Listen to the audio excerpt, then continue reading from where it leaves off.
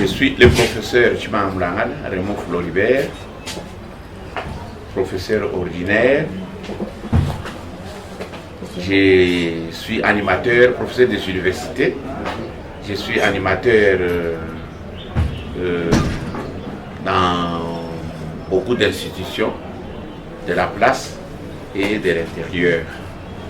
Je suis en même temps le chef de station de l'Institut géographique du Congo. L'université officielle de Mbuji-Mayi, qui fait notre fierté, est née en 1993 après l'université de Mbuji-Mayi. L'université de Mbuji-Mayi qui a vu le jour vers les années 90-91 à la suite de la conférence sur le Kasaï oriental qui avait été organisée par les politiciens, entre autres Jonas Mungamba, parce que nos enfants souffraient un peu. Pour se faire inscrire ailleurs, on a créé l'université l'UM. 2-3 ans après, on a créé l'université officielle de Mbuji-Mayi. Cette université de Mbuji-Mayi qui fait aujourd'hui notre fierté, et il est parmi les universités émergentes au centre de la RDC, a un parcours teinté beaucoup d'histoire. L'université officielle de Mbuji-Mayi a commencé comme université, pas comme centre universitaire. Cette université a été dans le premier temps animée par le professeur, le recteur Moulenga Mbombo, qui est un chimiste, un professeur chimiste. Pour lui, il ne pouvait donner cours à l'université seulement les professeurs.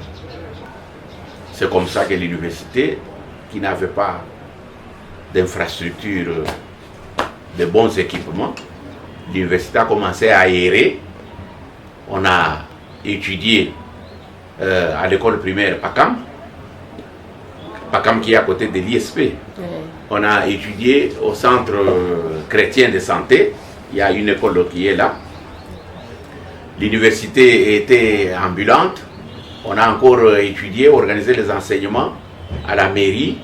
On a organisé aussi les enseignements chez l'abbé Malémou, école primaire Tchikoulou, bien quoi, je ne sais pas.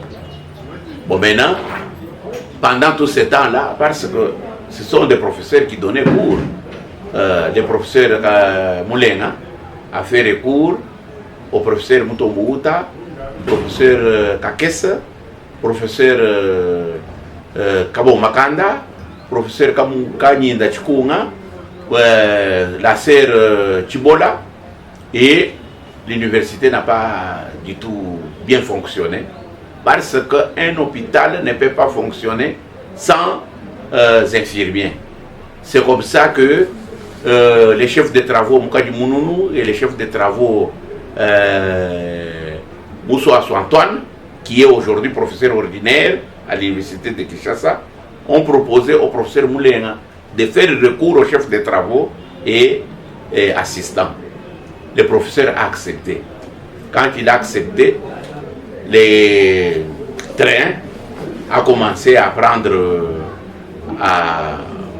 se déplacer sur un peu de bons rails. Quand on arrive vers les années 99-2000, l'épouse du professeur Moulenga est décédée. Comme l'épouse était décédée, le professeur n'est pas rentré ici. C'est comme ça que l'université n'avait pas une bonne image. Il fallait les gens qui terminaient ici pour continuer leurs enseignements, leur cycle à Lubumbashi ou bien à Kinshasa, ils n'étaient pas connus. C'est comme ça qu'on a viré pour devenir un centre universitaire. Le premier centre universitaire a été animé par, à la tête, c'était le professeur Wembonyama. Et quand le mandat du professeur Wembonyama est fini, on est venu le tour du professeur Kabo Makanda.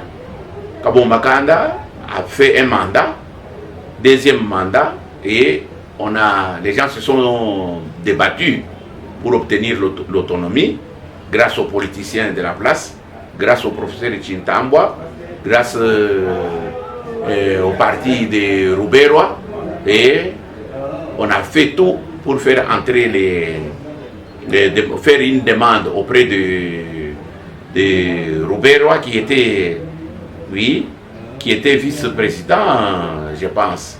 Les gens lui ont demandé, ils lui ont dit que nous avons tout fait pour votre parti.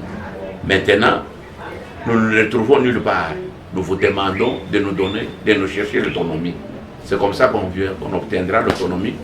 Un peu plus tard, vers les années 2000, ça doit être 2005 ou bien 2006. Le premier moment qui m'a marqué, c'est quand nous avons organisé le 3e cycle.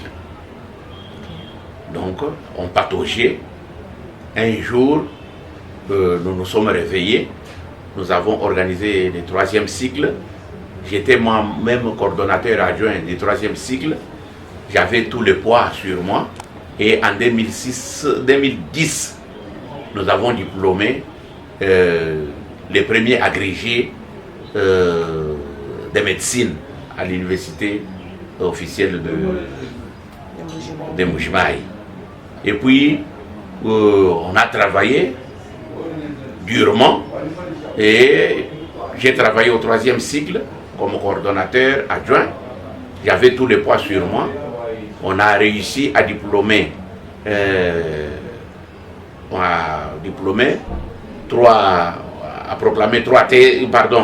9 thèses et 17 DEA. Donc ça, ce sont des bons moments. Oui, les autres bons moments, il y en a beaucoup.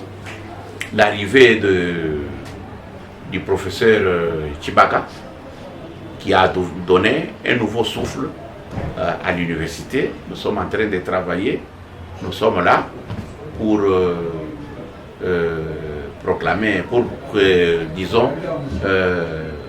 encadrer les jeunes gens. Mes voeux, c'est l'équipement. L'équipement sur des plans, l'équipement en ressources humaines, notamment en professeurs. L'université ne peut pas fonctionner sans professeurs.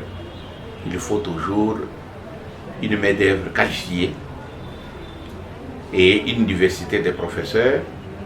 Et il faut aussi équiper l'université en outils modernes, les nouvelles technologies techniques d'information, de communication. Donc il faut aussi élargir les partenariats. Ça, ce sont mes voeux. Donc nous sommes déjà sur cette voie-là. Et il nous faut beaucoup d'appui.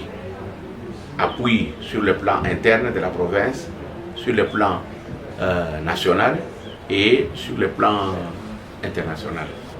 Nous tenons d'abord à nous féliciter nous-mêmes pour le travail que nous sommes en train d'abattre, parce que nous avons des produits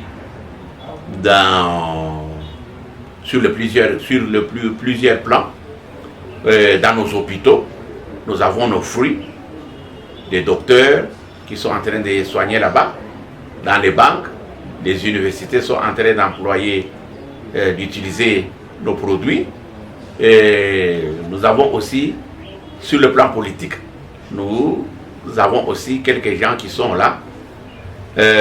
L'université est montée plus haut jusqu'à former ses professeurs, parmi lesquels nous avons les fruits des enfants en maison, Ngala Peter, Kalonji Boniface, nous avons Niembo du côté de Niembo Faustin du côté d'agronomie, il y en a beaucoup. Et je peux citer par souhaiter joyeux anniversaire à l'université officielle de Mbuji-Mayi. Nous invitons tout le monde pour venir construire avec nous.